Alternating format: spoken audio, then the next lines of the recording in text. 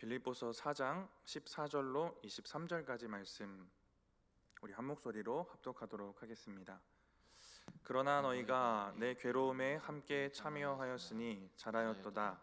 빌립보 사람들아, 너희도 알거니와 복음의 시초에 내가 마게도냐를 떠날 때에 주고받는 내 일에 참여한 교회가 너희 외에 아무도 없었느니라. 데살로니가에 있을 때에도 너희가 한 번뿐 아니라 두 번이나 나의 쓸 것을 보내었도다. 내가 선물을 구함이 아니요 오직 너희에게 유익하도록 풍성한 열매를 구함이라. 내게는 모든 것이 있고 또 풍부한지라. 에바브로디도 편에 너희가 준 것을 받음으로 내가 풍족하니 이는 받으실 만한 향기로운 제물이요 하나님을 기쁘시게 한 것이라. 나의 하나님이 그리스도 예수 안에서 영광 가운데 그 풍성한 대로 너희 모든 쓸 것을 채우시리라. 하나님 곧 우리 아버지께 세세 무궁하도록 영광을 돌릴지어다. 아멘. 그리스도 예수 안에 있는 성도에게 각각 문안하라. 나와 함께 있는 형제들이 너희에게 문안하고 모든 성도들이 너희에게 문안하되 특히 가이사의 집 사람들 중 몇이니라. 주 예수 그리스도의 은혜가 너희 심령에 있을지어다. 아멘. 오늘 본문으로 이제 빌립보서가 마무리가 됩니다. 오늘 본문에서 바울은 빌립보 교인들의 그 물질적인 도움에 먼저 감사하는 마음을 전하고 있습니다. 과거부터 현재까지 빌립보 교인들이 바울의 선교와 사역을 위해 헌신하며 또 물질적으로 돕고 함께하였던 이 부분들에 대해서 감사하며 칭찬하고 있습니다. 먼저 15절, 16절을 보시면 과거에 어떤 도움이 있었는가 이야기 되어지고 있는데요. 우리 15절, 16절 같이 한번 읽어보겠습니다. 빌립보 사람들아, 너희도 알거니와 복음의 시초에 내가 마게도냐를 떠날 때에 주고받는 내 일에 참여한 교회가 너희 외에 아무도 없었느니라. 데살로니가에 있을 때에도 너희가 한 번뿐 아니라 두 번이나 나의 쓸 것을 보내었도다. 과거의 상황들을 되새기고 떠올리고 있습니다. 먼저 15절의 복음의 시초는 바울의 선교 사역 초기입니다. 그렇다면 빌립보 교회도 초창기고 그들의 신앙도 참 어리고 부족했을 텐데 그때부터 바울의 사역을 돕고자 하는 그 은혜와 마음들이 빌립보 교회에 있었던 것입니다. 또 15절에 바울이 마게도냐를 떠날 때 마게도냐 지역에서 사역하다가 이제 아가야 지역으로 떠나게 되는 그 상황인데요. 사도행전 17장쯤에 기록된 것 같은데 엄청난 핍박들과 고난들이 바울에게 있었던 상황입니다. 그때에도 빌립보 교회가 도움이 되어줍니다. 그리고 16절에 데살로니가 지역에 있을 때에도 그렇고 지금 편지를 쓰고 있는 로마 감옥에 갇혀있는 지금도 변함없이 바울을 돕고 있는 것입니다. 바울은 이러한 도움에 고마워하고 있는데요. 그래서 14절에 이렇게 얘기를 합니다. 우리 14절 말씀 같이 한번 읽어보겠습니다. 그러나 너희가 내 괴로움에 함께 참여하였으니 잘하였도다. 14절에 그러나라고 시작하는 것은 그 앞에 있는 구절에서 바울이 자족에 대한 그 믿음을 이야기했기 때문입니다. 내가 자족할 수 있는 믿음, 11절, 13절에 말하는 그 믿음이 내게 있는데 그러나 너희의 도움도 또한 참 귀하고 고마운 일이다 라고 말하고 있는 것입니다. 바울은 이 고마운 마음을 표현하는 게 분명한데 직접적인 고마움에 대한 표현보다는 칭찬을 하고 있고요. 이게 얼마나 귀한 일인지를 이들에게 다시 한번 상기시켜 줍니다. 그래서 14절에도 잘하였도다라는 칭찬을 하고 있습니다. 그리고 이 일이 얼마나 귀한 일인가를 분명하게 다시 한번 이야기합니다. 빌립보 교회가 바울을 물질적으로 도왔던 이 일을 14절에 내 괴로움에 함께 참여한 일이다 라고 표현합니다. 바울의 고난에 동참한 일이다 라는 얘기를 하고 있습니다. 요한 3서를 보시면 사도 요한이 가이오라는 사람에게 보낸 편지인데요. 특히 너무나도 사랑했나 봐요. 그래서 사랑하는 자라는 표현이 14절밖에 안 되는 짧은 그 한 권의 편지에 5번이나 등장합니다. 그 이유가 무엇인가 그 내용을 좀 보면 이 사람이 이런 믿음과 이런 삶을 살았기 때문에, 믿음의 삶과 믿음의 그런 인생을 살았기 때문이구나라는 추측을 해보게 되는데요. 그 중에서도 요한 3서에서는 오늘 빌립보 교회가 그러했던 것처럼 복음 전도자를 돕는 일에 헌신했던 이 가이오를 칭찬하고 있습니다. 요한 3서 1장 5절 말씀인데요, 같이 한번 읽어보겠습니다. 사랑하는 자여, 내가 무엇이든지 형제 곧 나그네 된 자들에게 행하는 것은 신실한 일이니. 여기서 나그네 된 자들이라고 나오는 사람들이 순회 전도자들입니다. 떠돌며 복음을 전하는 사람들인데, 가이오는 이들을 따뜻하게 대접하고 환대합니다. 그리고 이러한 가이오의 사역을 사도 요한이 이렇게 평가하는데요, 요한 3서 1장 8절 말씀입니다. 요한 3서 1장 8절 같이 한번 읽어보겠습니다. 그러므로 우리가 이 같은 자들을 영접하는 것이 마땅하니 이는 우리로 진리를 위하여 함께 일하는 자가 되게 하려 함이라. 가이오의 그 사역을 진리를 위해서 함께 일한 것이다 라고 평가합니다. 오늘 본문 14절에 바울의 괴로움에 함께 참여한 것이다 라고 이들의 헌신과 물질적 도움을 평가했던 것처럼 주님의 일에 함께 일하는 자가 된 것이다 라고 말하고 있습니다. 순회 전도자의 삶이 참 고단했을 것이고, 바울의 인생도 우리가 잘 알고 있는 것처럼 굴곡지고 여러 어려움들이 많았습니다. 그런데 그들을 돕고 환대하고 후원하고 하는 사역도 하나님께서는 전도의 현장, 선교의 현장에서의 사역만큼 또 귀하게 보고 계시는구나라는 것을 알 수 있습니다. 탈북 여성을 위한 헌금이 우리가 매년 걷어지고 또 지난 수요일 날 전달되었는데, 헌금하신 분들도 그 사역의 현장에, 그 사역에 동참하고 계시는 것이다. 하나님이 그렇게 보아주신다라는 것입니다. 우리가 직접 복음을 들고 고난 속으로 뛰어드는 일도 귀하고 그 일도 우리에게 있어야 할 것이고, 또 그 일을 위해 기도와 후원으로 동참하는 일도 그만큼 놀랍고 귀한 일이다라는 것입니다. 우리가 주를 위해 고난받고 주님의 일을 위해 헌신하고 하는 것들이 어떤 모양으로도 우리의 삶 가운데 있어야 하는 것입니다. 주님의 고난, 주를 위한 고난에 우리가 동참해야 되는 근본적인 이유가 있다면 너무 당연한 얘기지만 우리에게 은혜가 주어졌기 때문입니다. 우리 로마서 8장 17절 말씀 같이 한번 읽어보겠습니다. 자녀이면 또한 상속자 곧 하나님의 상속자여 그리스도와 함께 한 상속자니 우리가 그와 함께 영광을 받기 위하여 고난도 함께 받아야 할 것이니라. 우리가 은혜로 하나님의 자녀가 되어서 예수님처럼 상속자 되었습니다. 그런 은혜가, 그런 영광이 우리에게 주어집니다. 그렇다면 예수 그리스도의 고난에도 우리가 함께 동참해야 되지 않겠느냐라는 말씀입니다.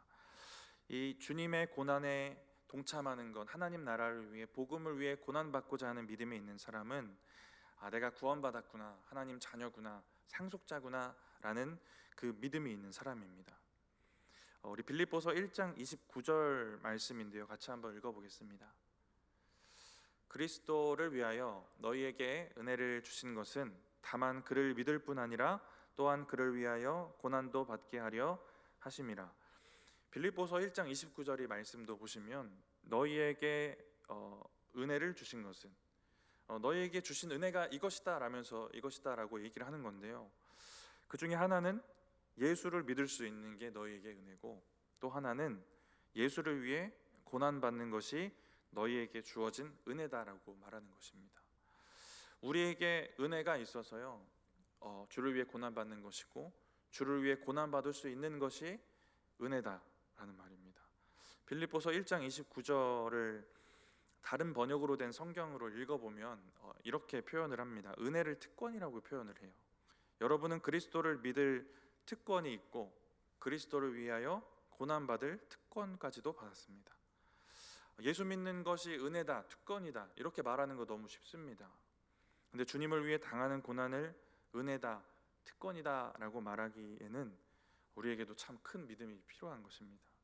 고난에 동참하는 믿음, 바울의 그 어려움과 고난에 동참했던 빌립보 교회의 믿음, 순회 전도자를 도왔던 그 가이오의 믿음, 이 믿음 안에는 분명한 구원에 대한 은혜, 또 그래서 당하는 고난도 귀한 은혜구나, 내가 주를 위해 헌신하는 것도 귀한 특권이구나라는 믿음이 있는 것입니다.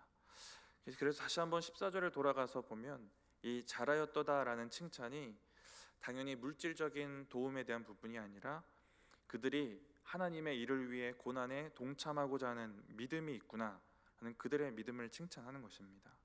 저와 여러분의 삶에도 이러한 믿음이 있어서 주님을 위해 고난받는 것을 은혜로 여기고 또 특권으로 여기는 저와 여러분들 되시기 바랍니다. 우리 17절 말씀 같이 한번 읽어보겠습니다. 내가 선물을 구함이 아니요 오직 너희에게 유익하도록 풍성한 열매를 구함이라. 내가 선물을 구함도 아니요, 그 선물, 물질적인 후원을 내가 받고 싶어서 이런 얘기를 하는 게 아니다라고 말합니다. 오늘 아침 본문, 오늘 새벽 본문도 보시면 11절에 내가 궁핍해서 이러는 게 아니다 이런 얘기를 하거든요. 처음에 이 구절들을 묵상해 가면서 바울이랑 빌립보 교회가 진짜 밀접하고 친밀한 관계잖아요. 그런 관계를 생각하면 굳이 이렇게까지 해명하듯 말해야 되는가 하는 생각들도 좀 해봤는데요. 바울의 이러한 표현이 자기 믿음의 표현이기도 하면서 믿음이 연약한 자들을 위한 배려구나라는 것들을 좀 느끼게 되었습니다. 오해를 이용해서 사단이 역사하는 것이 지금도 우리 연약한 부분이라서 일어나는 일이고, 오해를 이용해서 하나님의 일들을 방해하는 일들이 지금도 일어나고 있습니다. 당시에도 진리를 전한다고 하면서 돈벌이 삼는, 이 일을 돈벌이 삼는 자들이 많이 있었고, 바울을 그들과 같은 사람이라고 오해하게 만들려는 무리들도 참 많았을 것입니다. 바울은 이러한 상황 가운데 혹여라도 생길 수 있는 오해와 오해를 통한 문제를 세심하게 배려하고 있습니다. 억울한 것 있어도 하나님이 아시면 된다, 나중에 뭐 다 알게 되겠지, 이게 크리스찬이 쉽게 품게 되는 성향인 것 같아요. 예, 맞습니까? 네, 그냥 억울한 거 있으면 다 얘기하시나요? 네. 하나님만 아시면 되지 이런 마음들 때문에 억울해도 오해받아도 그냥 넘기는 일들이 많이 생기는 경우도 있는 것 같아요. 근데 이 말씀들을 보면서 하나님을 위해서, 하나님의 나라를 위해서, 그 일을 위해서, 믿음이 연약한 자를 위해서 풀어야 될 오해, 지혜롭게 설명해야 될 상황들도 있구나라는 것을 생각해 보게 됩니다. 바울의 자기를 본받으라라는 말, 뭔가 오해를 해소하려고 하는 이 말들을 보면서 뭔가 저의 정서랑은 잘 안 맞는데, 그 중심에 뭐가 느껴지냐면 바울이 영혼을 진짜 사랑한다, 사람을 귀하게 여긴다, 죽어가는 영혼, 성도, 동역자, 사람에 대한 긍휼과 사랑이 있다는 것이 조금 더 깊게 느껴지는 것 같습니다. 저와 여러분의 심정에도 교회를 향해서도, 또 교회에 속한 사람을 향해서도, 교회 밖에 죽어가는 영혼들을 위해서도 그러한 동일한 마음과 심정이 있기를 축복합니다. 그래서 하나님이 사랑하시는 그들을 위해 고난에 동참하는 그 은혜와 특권을 잘 누리시는 저와 여러분들 되시기 바랍니다. 우리 18절 말씀 같이 한번 읽어보겠습니다. 내게는 모든 것이 있고 또 풍부한지라 에바브로디도 편에 너희가 준 것을 받음으로 내가 풍족하니 이는 받으실 만한 향기로운 제물이요 하나님을 기쁘시게 한 것이라. 빌립보 교회는 이제 현재 상황에도 바울을 돕고 있습니다. 에바브로디도를 보내서 바울을 돕게 하고 이런저런 후원을 함께 보내게 됩니다. 그런데 18절에 보시면 그러한 후원을 받으실 만한 향기로운 제물이라고 말합니다. 이 제물이라는 건 구약적인 단어잖아요. 죄를 대신하는 그 제사에 쓰였던 제물의 의미입니다. 저는 묵상하면서 제물은 살리는 일 하는 거 아닌가? 이런 생각이 들었고요. 바울을 향한 후원들이 제물이 되어서 바울을 살리고 바울을 통해 전도되어지는 죽어가는 영혼들을 살리는 일을 하는 것이다 라는 마음이 들었어요. 저와 여러분이 개인적으로나 교회적인 일을 통해서 누군가를 돕고 후원하는 일들이 향기로운 제물이라는 이 가치를 가지는 것입니다. 누군가를 살리고 있는 거예요. 누군가의 육신, 마음, 그들의 영혼을 살리고 있는 겁니다. 더 나아가서 저와 여러분 자체가 하나님 앞에 제물이 되어서 우리 자신을 통해 또 누군가를 살리는 일을 해야 하지 않겠습니까? 우리가 드리는 것, 그리고 우리 자신이 하나님 앞에 향기로운 제물이 되어야 하는 것입니다. 창세기 4장 4절을 보시면요, 아벨의 제사에 대해서 얘기가 나오는데 여호와께서 아벨과 그의 제물을 받으십니다. 제물만 받지 않으셨고 아벨도 받으셨다라는 말씀이 있어요. 우리도 하나님 앞에 향기로운 제물이 되어서 향기로운 그 사역들을 잘 감당해야 될 줄 믿습니다. 예수님도 우리를 살리시려고 향기로운 제물이 되셨습니다. 우리 에베소서 5장 2절 말씀인데요, 같이 한번 읽어보겠습니다. 에베소서 5장 2절입니다. 그리스도께서 너희를 사랑하신 것 같이 너희도 사랑 가운데서 행하라. 그는 우리를 위하여 자신을 버리사 향기로운 제물과 희생 제물로 하나님께 드리셨느니라. 저와 여러분의 인생도 우리 주님처럼 누군가를 살려나가는 향기로운 제물이 되기를 축복합니다. 빌립보서 4장 19절, 오늘 본문 말씀 19절 말씀 우리 계속해서 같이 읽어보겠습니다. 나의 하나님이 그리스도 예수 안에서 영광 가운데 그 풍성한 대로 너희 모든 쓸 것을 채우시리라. 저는 이 오늘 본문의 맥락을 통해서 여러분들은 아니실 수도 있겠지만 이렇게 오해할 수도 있겠다라는 생각을 했어요.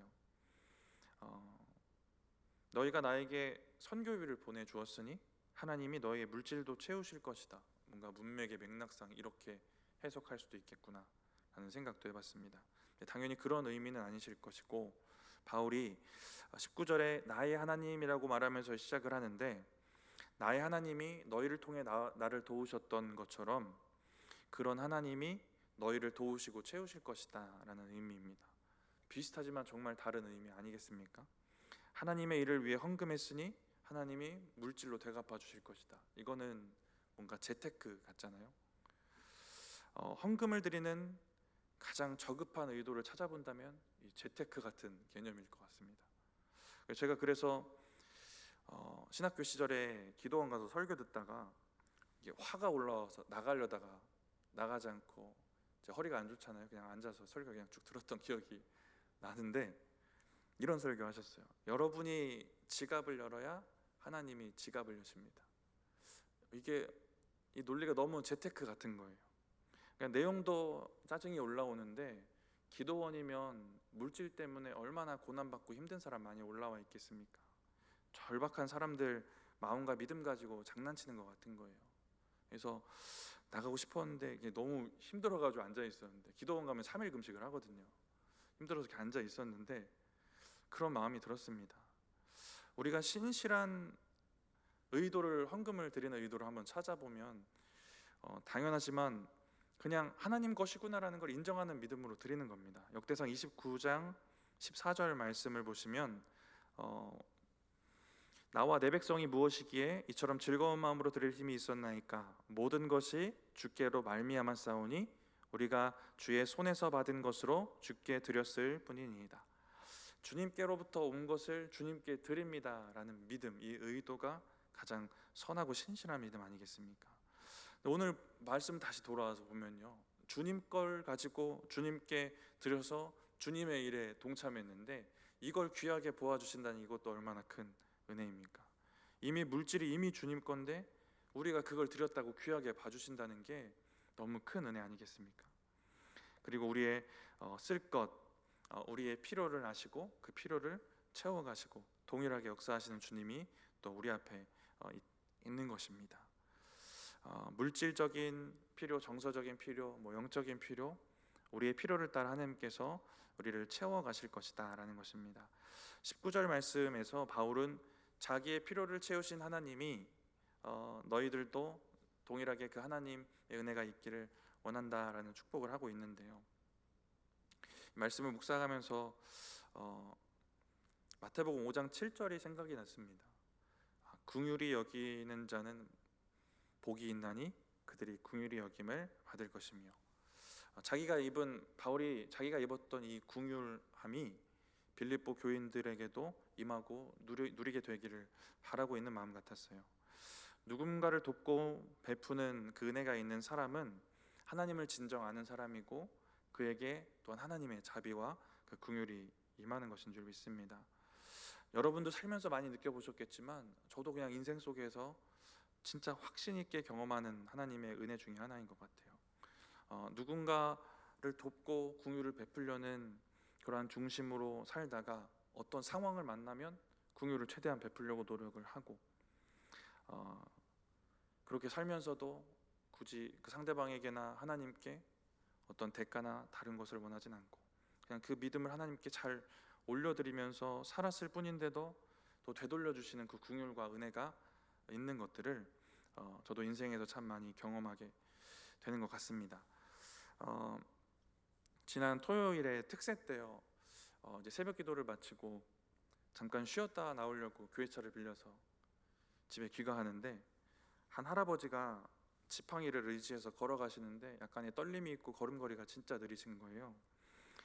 골목길이라 엄청 어두운 상황이어서 자세하게는 안 보이는데 차로 그 옆을 지나가는데 얼굴에 뭐가 흘러내리고 있었는데 눈도 내려가지고 눈인가 막 이런저런 생각을 하다가 한 10여 미터 지나쳐 가다가 차를 세우고 할아버지 괜찮은가 가서 보러 갔는데 얼굴에 흘러내리는 게 피였습니다. 피가 거의 얼굴을 가득 채울 정도로 흘러내리고 옷도 다 피로 흥건하게 젖어 있고 넘어지셔서 머리가 찢어지셨던 것 같아요. 근데 피를 진짜 많이 흘리셨거든요. 이게 어느 정도 흘리셨냐면 모자 쓰시고 있던 걸 벗겨드렸는데 모자에 손바닥 2개 정도 되는 피가 선지처럼 굳어 있었어요.